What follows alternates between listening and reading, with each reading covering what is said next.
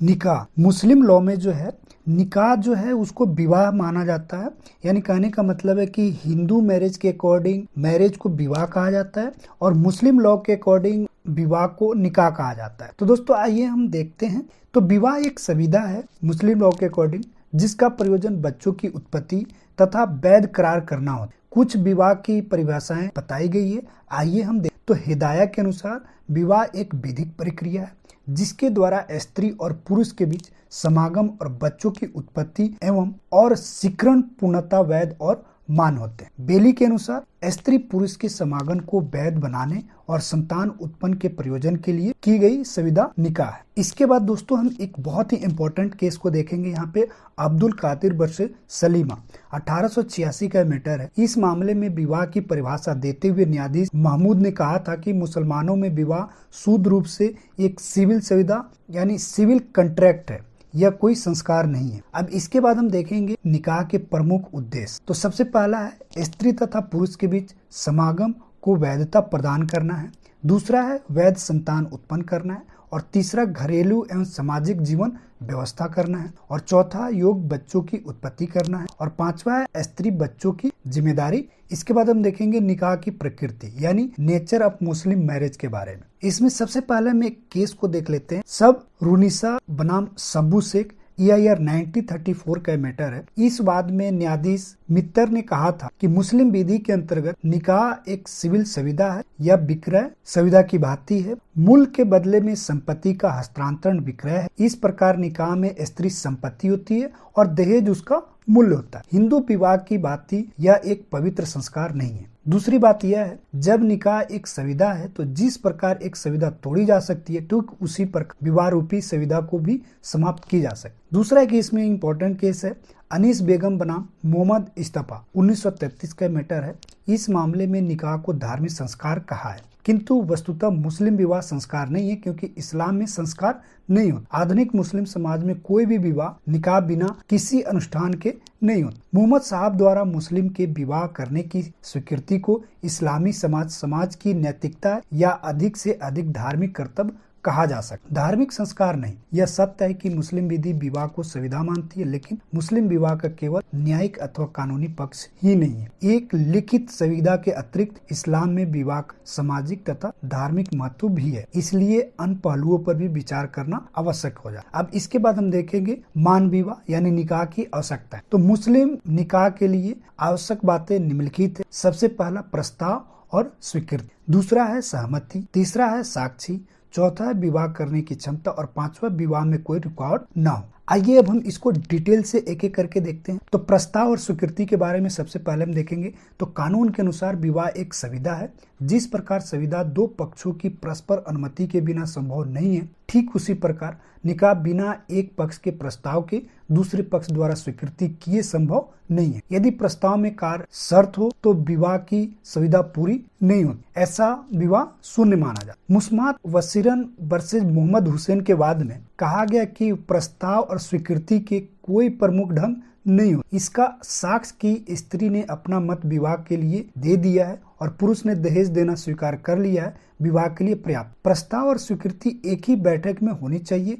यदि प्रस्ताव एक बैठक में हुआ हो और स्वीकृति दूसरी बैठक में तो विवाह मान समझा नहीं जाएगा। विवाह का प्रस्ताव और स्वीकृति मौखिक या लिखित रूप से हो सकती। इसके बाद दूसरा था सहमति। मुस्लिम विवाह के विधिमान होने के लिए पक्षकारों या उनके अभिभावकों की सहमति आवश्यक है। पक्षकार यदि आवश्यक तथा स्वस्थ मस्तिष्क वाले हैं तो उनकी स्वस्थ सहमति ही अपेक्षित है। इसमें स्वतंत्र सहमति होती है। किसी प्रकार का डर, धोखा या दबाव नहीं होना चाहिए। आवश्यक लड़की लड़कों के लिए विवाह अभिभावक की सहमति के बिना अमान्य होते हैं। सहमति उपलक्षित या स्पष्ट हो सकती है। मुस्कुराना, हंसना या शांत रहना उपलक्षित सहमति कही जाती है। दबाव में ली गई अनुमति से निकाह अमान्य होगा। इसके बाद हम जानेंगे साक्षी के बारे में यानी विटनेस के बारे में। सुन्नी कानून के अंतर्गत विवाह प्रस्ताव स्वीकृति के समय दो पुरुष या एक पुरुष एवं दो स्त्री साक्षियों की उपस्थिति अनिवार्य। इन साक्षियों के सचेत बालिग और मुसलमान होना चाहिए, किंतु शिया कानून में विवाह के समय साक्ष्यों की आवश्यकता नहीं है। उसकी आवश्यकता विवाह विच्छेद के समय होता है। इसमें एक इम्पॉर्टेंट केस है मुस्मात रहीम खातून बनाम मुस्मात सबूर जनीसा, AIR 1996 का मैटर है। इस बात में न्यायालय ने स्पष्ट किया कि किसी भी प्रकार का दस्तावेज या कोई धार्मिक समारोह विवाह की वैधता हेतु आवश्यक नहीं है। इसके बाद हम जानेंगे विवाह करने की क्षमता के बारे में। तो प्रत्येक मुसलमान, वह बालिग हो या नाबालिग, विवाह करने योग्य माना जाता है। वह पति पत्नी होने योग्य समझा जाता है। जो व्यक्ति है वे अपने अभिभावक की मध्यस्थता द्वारा ही विवाह कर सकते। विवाह करने की क्षमता के लिए 3 बातें आवश्यक है। सबसे पहले स्वस्थ मस्तिष्क, उचित समझ होनी चाहिए उनके बीच में। दूसरा है स्वतंत्र सहमति होना चाहिए। मुस्लिम विधि में विवाह, मेहर तथा विवाह विच्छेद से संबंधित मामले के लिए वयस्कता की उम्र 18 वर्ष न होकर यौन अवस्था की उम्र मानी जाती। यौन अवस्था उम्र वह उम्र है जिसमें कोई व्यक्ति संभोग की क्षमता पा लेता है। हनीफा कानून के अंतर्गत स्त्री या पुरुष को 15 वर्ष की उम्र के बाद बालिग मानते हैं। सिया कानून के अंतर्गत स्त्री की वयस्कता उसके राजस्वलता होने के समय से मानते हैं। रजस्वलता का साक्ष्य न मिलने पर उसे 15 वर्ष की उम्र से वयस्क मान लेते। इसके बाद हम देखेंगे विवाह में कोई रुकावट न हो। पक्षों के विवाह में कोई बाधा न हो। कुछ पूर्ण निषेध है जिसमें विवाह निष्प्रभावी हो जाता है। तो सबसे पहला है पूर्ण निषेध। इसके अंतर्गत विवाह शून्य होगा या संतान अवैध होगा। तो सबसे पहला है रक्त संबंध के कारण कोई भी मुसलमान निम्न स्त्रियों के साथ विवाह नहीं कर सकता। सबसे पहले माता या दादी जिसकी ऊंची पीढ़ी में, दूसरा है पुत्री या पौत्री चाहे जितनी पीढ़ी में हो, और तीसरा है बहन सगी हो या सौतेली हो। चौथी है भतीजी या भाई या बहन की नातनियों या पोतनियों से भी। पांचवा है बुआ, मौसी, चाचा, मामा आदि की बुआ, मौसी। इसके बाद है दूध का संबंध। ऐसे स्त्री तथा पुरुष के बीच में भी विवाह नहीं हो सकता जिन्होंने एक ही माता का दूध पिया है। ऐसे विवाह पूर्ण तथा शून्य माना जाता है। इसके बाद जो है सापेक्ष अक्षमता, यानी सापेक्ष निषेध उन निषेधियों का तात्पर्य है जिसमें स्त्री पुरुषों में संबंध विशेष परिस्थितियों में वर्जित है। बहुविवाह, अवैध संयोग, उचित साक्ष्यों की अनुपस्थिति, धार्मिक असमानता, इद्दत की अवधि बिताए स्त्री से विवाह। इसके बाद हम जानेंगे मान विवाह के विधिक परिणाम। तो मान विवाह क्या है? निम्न शर्तों को पूरा करने वाला विवाह मान्य होता है। तो सबसे पहला है एक पक्ष से प्रस्ताव और दूसरा पक्ष स्वीकृति दे। दूसरी बात है पक्षों की अनुमति स्वतंत्र हो। तीसरी बात है प्रस्ताव एवं स्वीकृति एक ही बैठक में होनी चाहिए, साक्षियों के समक्ष ही। और चौथा है पक्षों में विवाह करने की समर्थता हो। और पांचवा विवाह में कोई निषेधन यानी कोई रुकावट नहीं हो। इसके बाद हम देखेंगे पारस्परिक अधिकार एवं कर्तव्य।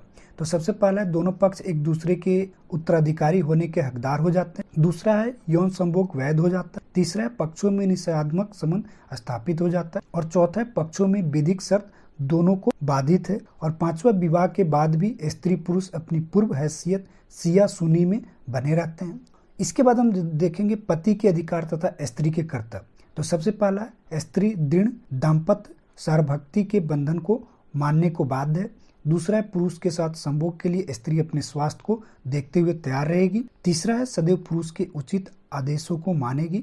चौथा स्त्री पुरुष के घर में रहेगी तथा पर्दा करेगी। और पांचवा स्त्री पति की मृत्यु या तलाक पर इद्दत की अवधि तक प्रतीक्षा करेगी। इसके बाद हम देखेंगे पत्नी के अधिकार तथा पति के कर्तव्य। तो सबसे पहले पत्नी पति से भरण पोषण पाने की अधिकारिणी है। दूसरा है पति पत्नी से संग व्यवहार तथा पति की अन्य पत्नियां होने पर पृथक करने के स्थान की अधिकारिणी है। तीसरा है पत्नी अथवा दहेज पाने की अधिकारिणी है और न मिलने पर सहवास से मना कर सकती। चौथा है यदि पति प्रस्तिगामी हो उसके साथ रहने से मना कर सकती है।